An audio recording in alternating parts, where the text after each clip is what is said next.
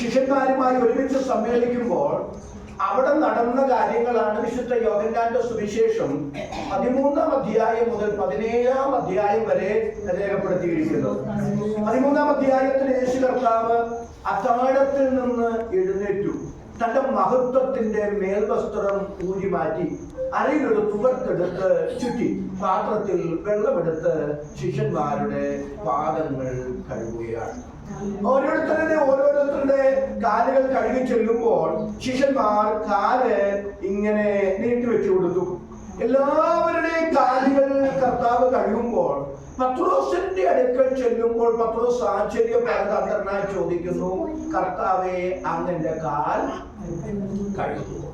അങ്ങനെ കാൽ കഴുകുന്നുവോ എന്ന് പത്രോസ് ചോദിക്കാൻ കാരണം, അന്നത്തെ സാമൂഹിക പശ്ചാത്തലം അനുസരിച്ച് അനേകം യജമാനന്മാരുടെ കാലുകൾ ദാസന്മാർ കഴുകുന്നത് പത്രോസ് കണ്ടിട്ടുണ്ട്.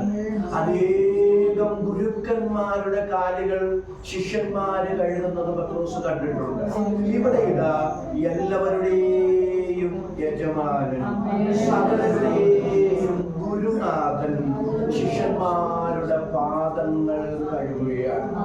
അതിനോട് മാനസികമായി പൊരുത്തപ്പെടാൻ ത്രാണിയില്ലാതെ പത്രോസ് പറയുന്നു, അങ്ങനെ കഴുകാൻ ഒരു നാളും ഞാൻ സമ്മതിക്കുകയില്ല. യേശു പറയുന്ന 2 മറുപടികൾ അവിടെയുണ്ട്. അതിലൊരു മറുപടിയാണ് ഇന്ന് രാത്രിയിലെ നമ്മുടെ പ്രമേയം. പത്രോസേ, ഞാൻ നിന്നെ കഴുകുന്നില്ലെങ്കിൽ നിനക്ക് ഞാനുമായി ഒരു പങ്കുമില്ല. ഈ രാത്രി നാം ഒരുമിച്ച് ധ്യാനിക്കാൻ ആഗ്രഹിക്കുന്നത് ദൈവവുമായുള്ള ബന്ധത്തിന്റെ തെളിവെന്താണ്, ഭക്തിയുടെ അളവുകോൽ എന്താണ്, ആത്മീയതയുടെ മാനദണ്ഡം എന്താണ്. നാം വളരെ വികലമായ ആത്മീയതയെ തെറ്റിദ്ധരിച്ചിരിക്കുന്ന ഒരു കാലത്താണ് ജീവിച്ചുകൊണ്ടിരിക്കുന്നത്. മഹാഭൂരിപക്ഷം മനുഷ്യരുടെയും അകത്തുള്ള ചിന്ത ഭക്തിയുടെ മാനദണ്ഡം, ആത്മീയതയുടെ അളവുകോൽ ഭൗതിക നേട്ടങ്ങളാണെന്നുള്ളതാണ്. പക്ഷെ വേദപുസ്തകം സൂക്ഷ്മമായി പഠിച്ചാൽ ഭൗതികമായി നിങ്ങൾക്ക് എത്രമാത്രം മെച്ചപ്പെടുത്തലുകൾ ഉണ്ടായി എന്നുള്ളതല്ല, ദൈവവുമായുള്ള ബന്ധത്തിന്റെ തെളിവ്, ഭക്തിയുടെ മാനദണ്ഡം, ആത്മീയതയുടെ അളവുകോൽ, അതിനപ്പുറത്ത് കർത്താവിൽ നിന്ന് പ്രാപിക്കുന്ന ആഴമായ കഴിവുകളാണ്. അതിനകരം തുറന്ന് ദൈവത്തിന് സ്തോത്രം പറയാം. ദൈവമക്കൾ ഇവിടെ വന്നിട്ടുണ്ട്. അവരെ കരവ് ശബ്ദവും ഉയർത്തി സന്തോഷത്തോടെ പുസ്തകത്തിൽ നിന്ന് തന്നെ ഞാൻ അത് തെളിയിക്കാം. അത് പത്രോസിനോടാണല്ലോ പറയുന്നത്, പത്രോസേ, ഞാൻ നിന്നെ കഴുകുന്നില്ലെങ്കിൽ നിനക്ക് ഞാനുമായി ഒരു പങ്കുമില്ല. അങ്ങനെയാണെങ്കിൽ ഈ പത്രോസിനെ ലൂക്കോസിന്റെ സുവിശേഷം 5 വായിക്കേണ്ട. പത്രോസിന് ഒരു മീൻ പോലും കിട്ടാതിരുന്ന ഒരു പരാജയത്തിന്റെ രാത്രി ഉണ്ടായി. പരാജയത്തിന്റെ രാത്രി ഉണ്ടായി എന്ന് പറയുന്നതിനേക്കാൾ ദൈവം ഉണ്ടാക്കി കൊടുത്തെന്ന് പറയുന്നതാണ് ശരി. അതിന് അങ്ങനെ പറയാൻ കാരണം ഗലീല കടലിൽ മീനില്ലാഞ്ഞിട്ടല്ലോ, അല്ല, ആ തടാകത്തിൽ ആയിരക്കണക്കിന് മീനുകളുണ്ട്. മാത്രമല്ല, അതിന്റെ തെളിവാണെങ്കിൽ പിറ്റേ ദിവസം ഞാൻ പിന്നോട്ട് വരുന്നുണ്ട് ആ ഭാഗത്തേക്ക്. പ്രഭാതത്തിൽ വല നിറയെ 2 പടകും മൂന്നുമാറ് പത്രോസിന് മീൻ കിട്ടി. അപ്പൊ മീൻ ഇല്ലാഞ്ഞിട്ടല്ല, ആ തടാകത്തിൽ ആയിരക്കണക്കിന് മീനുകളുണ്ട്. പത്രോസ് വല വീശാഞ്ഞിട്ടുമല്ല, അല്ലെ? പത്രോസ് കർത്താവിനോട് പറയുന്നുണ്ട്, നാഥ, ഞങ്ങൾ രാത്രി മുഴുവൻ എന്ത് ചെയ്തു? അധ്വാനിച്ചു. അപ്പം തന്നെ ഏൽപ്പിച്ച, താനെ ഏറ്റെടുത്ത ഉത്തരവാദിത്വം കൃത്യതയോടെ ആര് നിർവഹിച്ചു? പത്രോസ് നിർവഹിച്ചു. രാത്രി മുഴുവൻ പ്രഭാതമാകുന്നിടം വരെ പത്രോസ് വല വീശിക്കൊണ്ടേയിരുന്നു. മീനില്ലാഞ്ഞിട്ടല്ല. 2 ഒന്ന് സ്വതന്ത്രം ചെയ്ത് പറഞ്ഞു. 2 വല വീശാഞ്ഞിട്ടുമല്ല. 3 തനിക്ക് പരിചയമില്ലാഞ്ഞിട്ടുമല്ല. ആദ്യമായി മത്സ്യബന്ധനത്തിന് പോകുന്നതല്ല പത്രോസ്. അദ്ദേഹത്തിന്റെ തൊഴിൽ തന്നെ മത്സ്യബന്ധനമാണ്. വർഷങ്ങളായി ഈ തൊഴിൽ അദ്ദേഹം ഏർപ്പെട്ടിരിക്കുകയാണ്. അപ്പൊ മീനുണ്ട്, രാത്രി മുഴുവൻ അധ്വാനിച്ചു. ഈ മേഖലയിൽ അദ്ദേഹത്തിന് പരിചയ സമ്പത്തുമുണ്ട്. പക്ഷേ പത്രോസിന്റെ പരിചയം പരാജയപ്പെട്ടു. അധ്വാനം വിഫലമായി. ഇന്ന് രാത്രി ഉപവാസ പ്രാർത്ഥനയിൽ ഞാൻ വിളിച്ചു പറയാം, പ്രിയപ്പെട്ടവരെ, ചിലപ്പോഴെങ്കിലും ആകസ്മികമായ അപ്രതീക്ഷിതമായ ചില പരാജയങ്ങളിലൂടെ ഞാനും നിങ്ങളും കടന്നു പോകാൻ ദൈവം അനുവദിച്ചെന്നു വരാം. പക്ഷെ ആ പരാജയങ്ങൾ ദൈവം അനുവദിക്കുന്നതിന്റെ പിന്നിൽ തിന്മയ്ക്കല്ല, നന്മയ്ക്ക് നിശ്ചയമായും എന്റെ ദൈവത്തിന്റെ പദ്ധതി ഉണ്ടെന്നോർത്ത് അതരം തുറന്ന് ദൈവത്തിന് സ്തോത്രം പറയാം. ദൈവത്തിന് സ്തോത്രം ചെയ്യുന്നു. ജീവിതത്തിൽ ആകസ്മികമായ അവിചാരിതമായ ഏതെങ്കിലും പരാജയങ്ങളിലൂടെ, തകർച്ചകളിലൂടെ, നൊമ്പരങ്ങളിലൂടെ, വഴിത്തിരിവുകളിലൂടെ ഇന്ന് രാത്രി കടന്നുപോകുന്ന ആരെങ്കിലും ഉണ്ടെങ്കിൽ ദൈവത്തിന്റെ പരിശുദ്ധാത്മാവ് ദൈവ വചനത്തിന്റെ ദൂത് നിങ്ങളോട് ഇടപെടുകയാണ്. ഈ തകർച്ചകളുടെ പിന്നിൽ, ഈ ശോധനകളുടെ പിന്നിൽ, ഈ പരാജയങ്ങളുടെ പിറകിൽ, ഈ നൊമ്പരങ്ങളുടെ പിറകിൽ, ഈ വേദനകളുടെ പിറകിൽ നന്മയ്ക്ക് നമ്മുടെ കണ്ണിന്റെ മുമ്പിൽ ഇന്നല്ലെങ്കിൽ നാളെ, നാളെ അല്ലെങ്കിൽ മറ്റൊരിക്കൽ വ്യക്തമാക്കി തരാൻ വിശ്വസ്തനായ ഒരു ദൈവം തിരിച്ചറിഞ്ഞ് അതരം തുറന്ന ദൈവത്തിന് നന്ദി പറയാൻ ഇവിടെ വന്നിട്ടുണ്ട്. അവർക്കായി ഞാൻ ദൈവത്തെ സ്തുതിക്കുന്നു. അവിടെ മദീനയിൽ നിൽക്കുന്നില്ലേ അപ്പൊ പത്രോസിന്റെ മീനില്ലാഞ്ഞിട്ടല്ല അടുത്തത്, സ്വന്തം ചെയ്ത് അധ്വാനിക്കാഞ്ഞിട്ടല്ല അടുത്തത്, രണ്ട് രാത്രി എന്റെ ചോദ്യം ആ ഭാഗത്തേക്ക് ഞാൻ പറഞ്ഞിട്ട് വരാം. എന്തിനാ പ്രിയപ്പെട്ടവര് ഈ പരാജയത്തിന്റെ രാത്രി ദൈവം അനുവദിച്ചത്? ആ പരാജയത്തിന്റെ രാത്രിയിലാണ്, രാത്രി കഴിഞ്ഞ ശേഷമാണ്, ആ പ്രതിസന്ധിയുടെ രാത്രി കഴിഞ്ഞ ശേഷമാണ് പത്രോസ് പടക കർത്താവിന് കൊടുത്തത്. അവന്റെ പടകിൽ അത്ഭുതം വെളിപ്പെട്ടു, അവന്റെ വലയ്ക്കകത്ത് അത്ഭുതം വെളിപ്പെട്ടു. ആ അത്ഭുതം പത്രോസിനെ ഒരു സമർപ്പണത്തിലേക്ക് നയിച്ചു. പത്രോസ് കർത്താവിനോട് പറഞ്ഞത് കേട്ടോ, കർത്താവേ, ഞാൻ പാപിയായൊരു മനുഷ്യൻ, എന്നെ വിട്ട്. ഞാനായിരുന്നു പത്രോസിന്റെ സ്ഥാനത്തേക്ക് കർത്താവിനോട് പറഞ്ഞേ, കർത്താവേ നാളെയും വരണേ. രാമേന്ന് പറഞ്ഞു, നാളെ ഈ മറ്റാരുടെയും പടകിൽ മാറി ഒന്നും കയറിയേക്കല്ലേ. കാരണം ഈ അത്ഭുതം കണ്ട് കണ്ണു മഞ്ഞളിച്ച് ഒരവസരം കിട്ടുകയാണെങ്കിൽ നാളെ അങ്ങേ പടകിൽ കയറ്റാനായിട്ട് ഇവരെല്ലാവരും, മറ്റെല്ലാവരും ഇങ്ങനെ കണ്ണിൽ എണ്ണ ഒഴിച്ച് അവരൊക്കെ പടകുമായിട്ട് കാത്തിരിക്കുന്നത്. കർത്താവേ, ഈ അത്ഭുതം ഇവിടെ വെളിപ്പെട്ടതുകൊണ്ട് ഞാൻ പടക് അങ്ങേക്ക് തന്നത് അത്ഭുതം പ്രതീക്ഷിച്ചല്ല, അങ്ങ് ചോദിച്ചപ്പോ ഞാൻ മനസ്സോടെ തന്നതല്ലേ. അതുകൊണ്ട് നാളെയും എന്റെ പടകിൽ തന്നെ കയറിയേക്കണേ, വേറൊരു പടകിൽ കയറരുതേ എന്ന് ഞാനാണെങ്കിൽ കർത്താവിനോട് പറഞ്ഞേനെ. പക്ഷെ പത്രോസ് പറയുന്നത്, കർത്താവേ, ഞാൻ പാപിയായൊരു മനുഷ്യനാണ്, എന്നെ വിട്ടുപോകണമേ. അർഹതയില്ലാത്ത നന്മകൾ തന്റെ വലയ്ക്കകത്ത് കയറിയപ്പോ, തന്റെ പടകിനകത്ത് നിറഞ്ഞപ്പോ അഹങ്കാരമല്ലുണ്ടായത്, കലമല്ലുണ്ടായത്. എന്റെ പടകിനകത്തും വലയ്ക്കകത്തും കയറാൻ എനിക്ക് യോഗ്യതയില്ല. അർഹതയില്ലാത്ത സ്ഥാനത്ത് ദൈവം എന്നോട് കാണിച്ച കാര്യമാണ് എന്റെ പടക് നിറയപ്പെട്ടത്, എന്റെ വല നിറയപ്പെട്ടത്.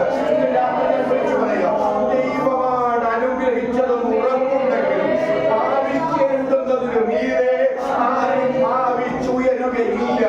ദൈവമാണ് ഉയർത്തിയതെന്ന് ബോധ്യമുണ്ടെങ്കിൽ അഹങ്കാരം തലയ്ക്ക് പിടിക്കുകയല്ല.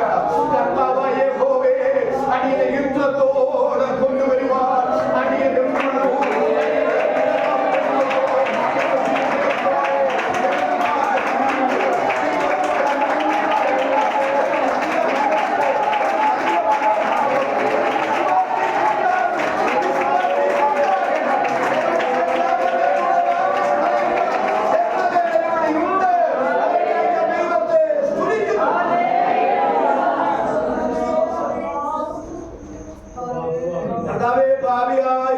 മനുഷ്യനാണ് ഞാൻ, എന്നെ വിട്ടുപോകണമേ എന്ന് പത്രോസ് സമർപ്പിച്ചു.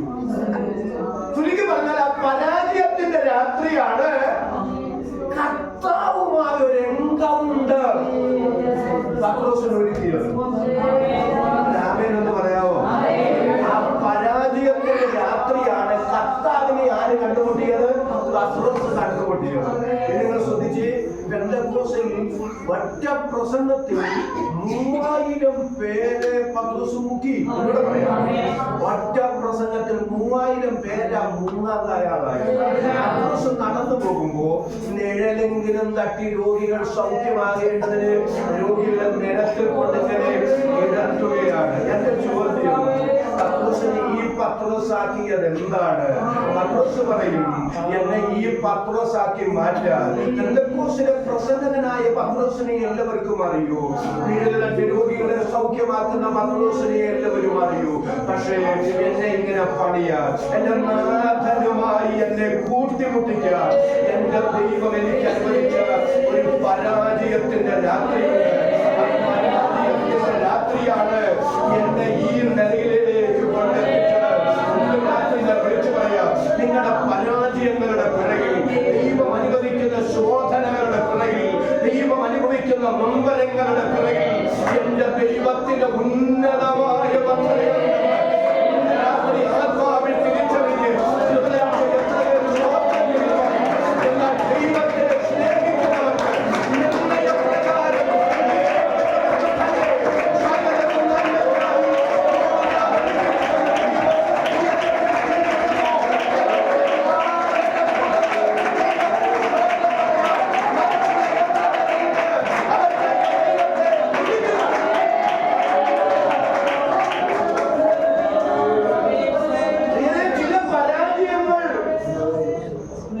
സംഭവിക്കുന്നു. നല്ലതാണ്.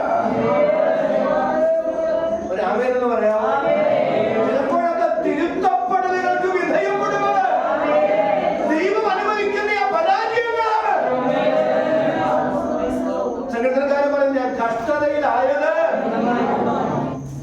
അങ്ങയുടെ ചട്ടങ്ങളെ പഠിപ്പാ. എന്നോട് ചേർന്ന് വരുന്നു.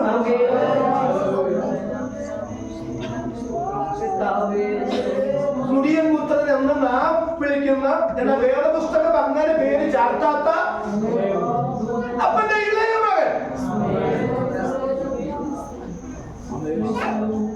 അപ്പനുമായുള്ള ബന്ധം വിച്ഛേദിച്ച് ദൂരദേശത്തേക്ക് അവന്റെ ജ്യേഷ്ഠൻ അവന്റെ മാരക പാപങ്ങൾ എണ്ണി പറയുന്നുണ്ട്. ഞാനായിട്ട് അതെടുത്ത് പറയുന്നില്ല. ഇവന്റെ ജ്യേഷ്ഠൻ മടങ്ങി വന്നപ്പോ അവൻ എങ്ങനെയാ ജീവിച്ചതെന്ന് പറയുന്നുണ്ട്. ദൂരെ അടിച്ചു പൊളിച്ച് ദോഷിയായി, ഭാവിയായി, ഭക്ഷണനായി ജീവിച്ചത്. അങ്ങനെ ഇരിക്കുമ്പോഴാണ് ദേശത്തൊരു ക്ഷാമം വന്നത്. ആ ക്ഷാമം ആകസ്മികമല്ല, അതിന്റെ പിന്നിൽ ചലിച്ചത് ദൈവത്തിന്റെ കരമാണ്. ക്ഷാമകാലം വന്നപ്പോ കൂടെ ഉണ്ടായിരുന്നവരല്ല. പണമുണ്ടായിരുന്നപ്പോ, സാധ്യതകൾ ഉണ്ടായിരുന്നപ്പോ, ഒട്ടിയും പറ്റിയും തട്ടിയും മുട്ടിയും നിന്നവരല്ല. പ്രതിസന്ധി വന്നപ്പോൾ, അവന്റെ പേഴ്സ് ഗാലിയായപ്പോൾ, അവനെ കൊണ്ട് പ്രയോജനമില്ലെന്ന് മനസ്സിലായപ്പോൾ, നല്ല ആമേൻ പറഞ്ഞേ. ഞാനൊരു കാര്യം പറയാം, ചില പ്രതിസന്ധികളൊക്കെ ദൈവം നമ്മൾ ചിലത് പഠിപ്പിക്കുമ്പോഴേ ആമേൻ പറയാൻ കഴിയും. പ്രതിസന്ധികളിലാണ് ആത്മാർത്ഥതയുള്ളവരുണ്ടോ എന്ന് നമുക്ക് ദൈവം ബോധ്യപ്പെടുത്തി തരുന്നത്. അങ്ങനെയുള്ള അനുഭവങ്ങൾ ദൈവം ഒരുക്കി തരുന്നത് നാളുകളിൽ സൂക്ഷിച്ച് ജീവിക്കാനുള്ള മുൻകരുതലിന് വേണ്ടി തയ്യാറാകാനാണ്. ഇന്ന് രാത്രി ഓർത്ത് ദൈവത്തിന് നന്ദി പറയാൻ നമ്മെക്കൊണ്ട് പ്രയോജനമുണ്ടോ? എല്ലാവരും കാണും. ഇങ്ങോട്ടൊന്ന് പറഞ്ഞോട്ടെ, പ്രയോജനമുണ്ടെങ്കിൽ, അങ്ങനെ ഗുണമൊന്നുമില്ലെങ്കിൽ പ്രയോജനം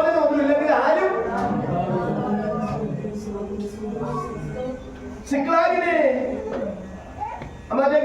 ആക്രമിച്ചിട്ട് പോവുകയാണല്ലോ. ദാവീദിന്റെ കൂടെയുള്ളവർ 3 ദിവസം കഴിഞ്ഞപ്പോൾ അറിയുന്നത് അമാലേക്കിനെ വന്ന് സിക്ലാഗ് ആക്രമിച്ചു, എല്ലാം തീ വെച്ച് നശിപ്പിച്ചു, ഇവരുടെ ഭാര്യമാരെയും മക്കളെയും ആടുമാടുകളെയും സമ്പത്തിനെ എല്ലാം അപഹരിച്ചു. ദാവീദ് ദൈവത്തോട് ആലോചന ചോദിക്കുക, ദൈവമേ ഞാൻ ആ മനുഷ്യയെ ദൈവം പറഞ്ഞ പൊക്കോ, ഞാൻ അവരെ ഏൽപ്പിച്ചത്. അങ്ങനെ ദാവീദ് 200 പേരും കൂടെ പോകുന്ന സമയത്തെ ഒരു മിസ്രൈമ്യൻ ഒരു വയലിൽ കിടക്കുക. ദാവീദിന്റെ ആളുകൾ ദാവീദിനോട് വന്ന് പറഞ്ഞു, അങ്ങനെ അടുത്ത് കിടക്കുന്നു, അവനെ അത്തിയട, മുന്തിരിക്കൊല, ഉണക്ക മുന്തിരി അല്ലേ, ഉടനെ അവന് ഉയർ വീണു. ദാവീദ് അവനോട് ചോദിക്കുന്നു, നീ ആരുടെ ആളാ? ഞാൻ അമാലേക്കിന്റെ വൃത്തിനാ, ഞാനൊരു മിസ്രൈമ്യനാ. നീ എവിടെ പോയിട്ട് പറയാം, ഞങ്ങൾ ഇന്ത്യന്റെ ദേശം ആക്രമിച്ചു. ദാവീദിനെ അറിയാത്തില്ലാത്തവർ അവൻ പറഞ്ഞാൽ സിക്ലാഗും ആക്രമിച്ചു, അതെല്ലാം തീ വെച്ച് നശിപ്പിച്ചിട്ടു.